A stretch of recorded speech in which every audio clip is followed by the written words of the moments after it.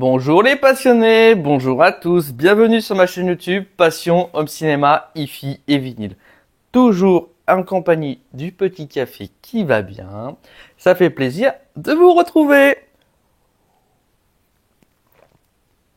Dans cette vidéo, on va parler du coup de mon ressenti sur le Storm Audio ISP Elite 16 MK3. Donc ce processeur audio-vidéo de chez Storm Audio, c'est une dinguerie. Clairement, c'est une dinguerie. Avant d'en dire plus, générique.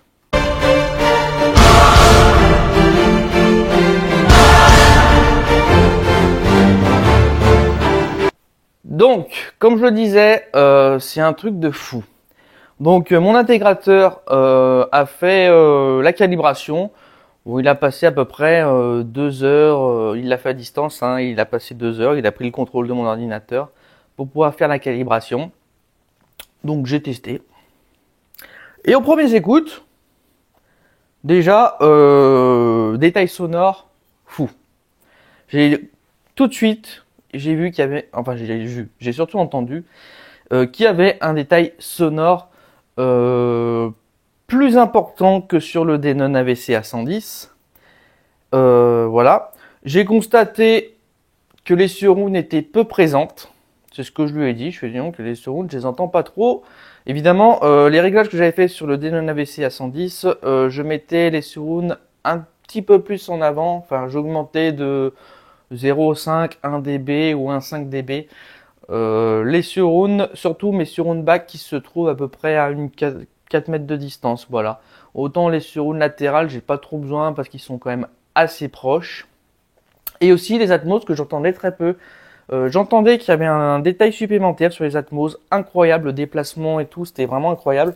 Mais il manquait un peu de puissance sonore. Et les caissons de basse, au début, j'étais pas habitué à voir des basses aussi propres et aussi moins boomy. Du coup, j'avais du mal à les entendre, à part sur certaines pistes LFE où c'était plutôt généreux.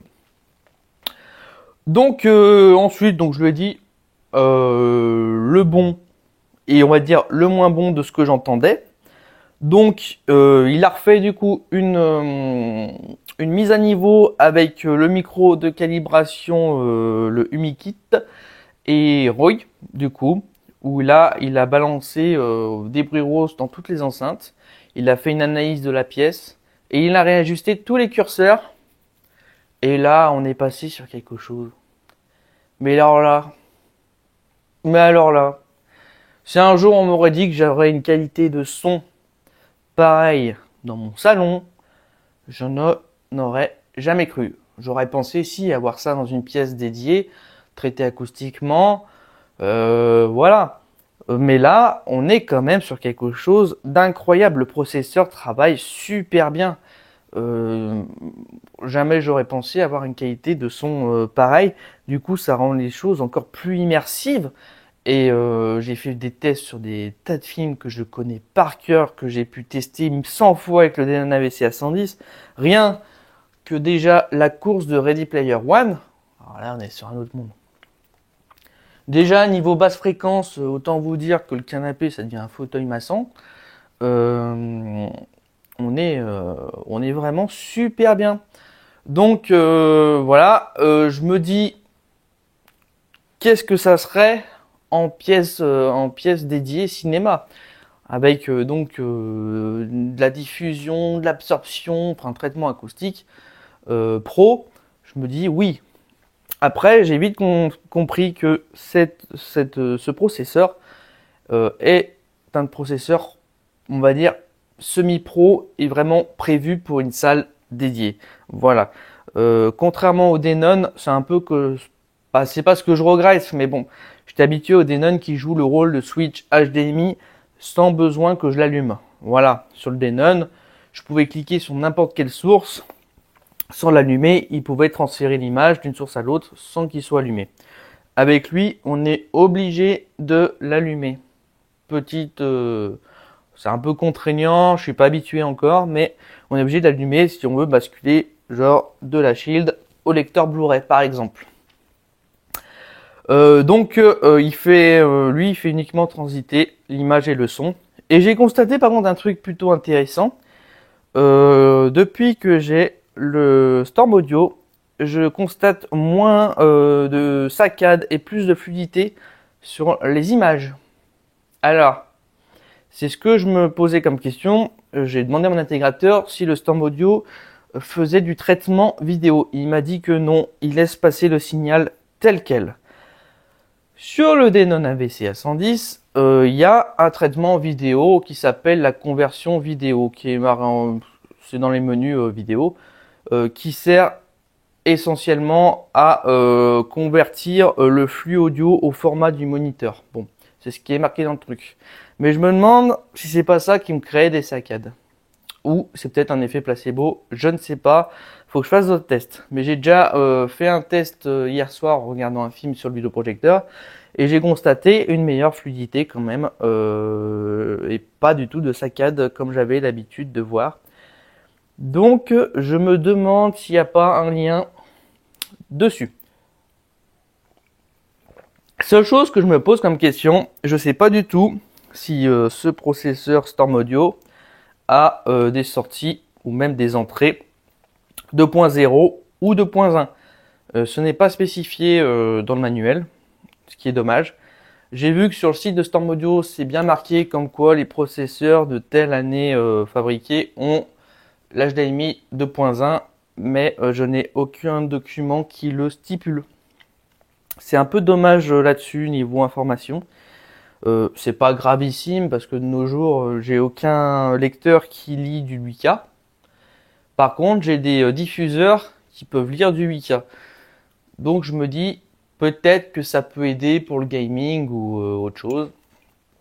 Je ne sais pas. En sachant qu'il existe une carte additionnelle HDMI 2.1 qu'on peut rajouter sur le Storm. Si jamais ce n'est pas le cas, je le ferai si je trouve une utilité à ça. Mais pour le moment, ça me va très bien comme ceci. Voilà. Et puis le suivi que j'ai avec mon intégrateur est fou. Voilà. Le mec il t'appelle, ça va, tout va bien, t'es content de ton matériel. Ouais, il y a un suivi. Il y a vraiment un suivi. Voilà. Là, je lui ai dit, tu vois, là, il a fait le réajustement des niveaux. Bon, j'ai trouvé qu'il y avait un petit peu trop de basses, machin. Et je lui ai dit, on va laisser comme ça pendant un mois. Peut-être que je vais m'y habituer. Et peut-être que sur différents types de sources audio, ça va très bien passer. Sur d'autres, ça sera peut-être un peu trop fort. C'est vrai que jusqu'à présent, j'ai testé uniquement du DTS HD Master Audio, DTS X, Dolby Atmos, parce que mes tests de film, évidemment, je les fais souvent sur des pistes True HD en Dolby Atmos. Et hier soir, j'ai regardé un film, par exemple, qui est juste en Dolby Digital Plus. Eh ben, on était très bien. Pas trop de basses. Même, je trouvais qu'il en manquait un petit peu. Donc voilà, faut vraiment trouver le réglage qui va nous convenir pour 80-90% des films. Donc faut pas se laisser avoir sur certaines bandes son. Et on est, pour l'instant, je trouve qu'on est très bien. Il faut que je fasse plus de tests. Je lui dis, je me laisse un mois pour te dire concrètement si on laisse comme c'est ou si on réajuste. Voilà, le temps que je m'habitue. Mais oui, on est sur quelque chose d'incroyable. Donc voilà. Et pour vous parler plus de mon intégrateur, du coup, donc comme vous le savez maintenant, c'est le fabricant des enceintes Melodia. Et que vous dire de plus sur ces enceintes qui sont incroyables. Elles sont fabriquées sur demande évidemment, puisque c'est un artisan. Vous pouvez choisir le coloris, beaucoup de choses. Et en plus, c'est quelqu'un qui peut s'adapter à votre budget. Donc, si vous voulez des enceintes et que vous n'avez pas forcément beaucoup de budget, il peut s'adapter à votre budget et vous faire des enceintes, on va dire, à plus faible coût. Plus faible coût. J'arrive plus à parler, moi. Pouf. On va boire du café, ça va peut-être me réveiller. Donc, oui, il peut s'adapter à votre budget. C'est le but de l'artisanat, de son métier. Et voilà, en sachant que tous ces haut-parleurs qu'il utilise dans ses enceintes, il y fait fabriquer sous son cahier des charges. Voilà, il a son cahier des charges. Il fait des enceintes haut rendement, donc c'est vachement intéressant. Le haut rendement parce que pour le cinéma, vous n'êtes pas obligé d'avoir un ampli avec beaucoup de puissance pour pouvoir faire bouger ces enceintes. Et ça a un son incroyable. Il fait des centrales, elles sont... ouais, il y a les petites centrales, puis il y a des grosses centrales. Voilà, les PCS 30. PCS, c'est Private Cinema Série. Voilà, je précise. Donc PCS 30, voilà, c'est avec des membranes de 30, hein, membranes de grave. Là, on est sur du 25 ou 26. Bon, donc c'est pas le même gabarit. Mais par contre, vous avez un son fou. Donc, je crois que c'est vous allez rire, hein, mais je crois que c'est le seul mec qui a réussi à me prouver que la taille, parfois, ça compte. Non, ouais, il fait des enceintes superbes. Moi, les Melodia Quatuor me font rêver, hein. Les Quatuors, elles sont magnifiques. Donc, il y a deux membranes de 30. Il y a un tweeter et un pavillon médium, plus deux membranes de 30. L'enceinte, elle fait au moins 2 mètres, voilà. Mais c'est des enceintes, j'ai pas pu les écouter, malheureusement. Un jour, il faut que j'aille le voir pour les écouter. Mais déjà, visuellement, elles me font rêver. Je les trouve magnifiques, le design est super. Voilà. Et en plus, là, récemment, il s'est mis à faire donc des panneaux acoustiques décoratifs. Donc un peu comme mes tableaux, mais sauf que là, c'est carrément des panneaux acoustiques. Voilà, donc je crois que c'est des bass traps. Je suis pas sûr, mais il me semble que c'est ça. Donc c'est super pour les salles dédiées. Vous pouvez lui demander de vous faire des bass traps et du coup décorer votre salle de cinéma ou votre salon en ayant un traitement acoustique décoratif avec des affiches de films. Je crois qu'il y a l'embarras du choix, donc il y a de quoi faire. Je vous mettrai une ou deux photos par-ci par-là. Voilà. Évidemment, la vente de matériel. Voilà, il peut vous avoir tout ce que vous voulez en matos, hein, du Arcam, du Storm Audio, du Trinov aussi. Voilà. Même si il vous conseillera plus de prendre du Storm Audio que du Trinov, mais bon. Euh, voilà, vidéoprojecteur, que ce soit Sony ou JVC, même s'il va plus vous conseiller de prendre du JVC, il peut vous avoir tout ce qui est disponible sur le marché avec donc moins cher que sur le marché. Bah, moins cher, ouais, tout simplement. J'allais dire parfois en fait, parce que bon, ça dépend si vous faites des devis ou pas chez d'autres commerçants. Des fois, vous arrivez peut-être à vous voir moins cher chez d'autres commerçants. Mais si vous achetez une seule unité chez lui, je pense qu'il peut vous avoir de meilleurs prix que certains commerçants. Donc, ça peut être intéressant. Et puis, évidemment, si vous voulez faire une salle de cinéma privée, il peut entièrement vous aiguiller sur le truc, vous faire les choses. C'est voilà, il peut concevoir une salle de cinéma dédiée. Et c'est justement moi ce qui va m'intéresser dans l'avenir. Quand je voudrais faire ma salle de cinéma dédiée, je vais lui laisser, on va dire, carte blanche. Après, il va me demander forcément mes goûts, ce que j'ai envie. Mais pour tout ce qui est, on va dire, acoustique et tout, je lui laisse carte blanche. C'est son métier, il sait y faire. Et voilà. Donc, il a déjà fait plusieurs salles dédiées avec avec les abonnés avec qui je parle, enfin les abonnés, sur le groupe de passionnés avec qui je parle, voilà, et il y en a deux trois qui ont des salles dédiées faites par lui, et c'est une dinguerie quoi. Ils en sont extrêmement contents, extrêmement heureux. Voilà, c'est son bouche à oreille, il n'y a que ça d'oreille. Donc voilà pour vous parler de Service Melodia Audio qui est vraiment incroyable, professionnel, super conseil aussi évidemment. Que dire de plus? Quelqu'un de pro comme ça se fait rare de nos jours. Parce que dans ce monde cruel de la hi-fi, du home cinéma, je trouve qu'il y a beaucoup de gens qui qui sont malhonnêtes, qui se tirent la patte et qui il y a une compétition en fait. Hein. C'est vraiment il y a une compétition malhonnête, je trouve. Et trouver des gens de confiance dans ce milieu, bah, ça devient de plus en plus difficile.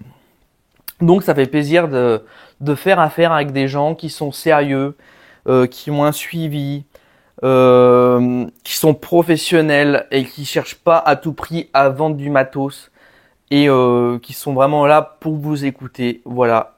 Moi c'est ce que je dis, hein, mon JVC NZ8, j'aurais pu le prendre chez lui, je l'ai pris chez un autre commerçant.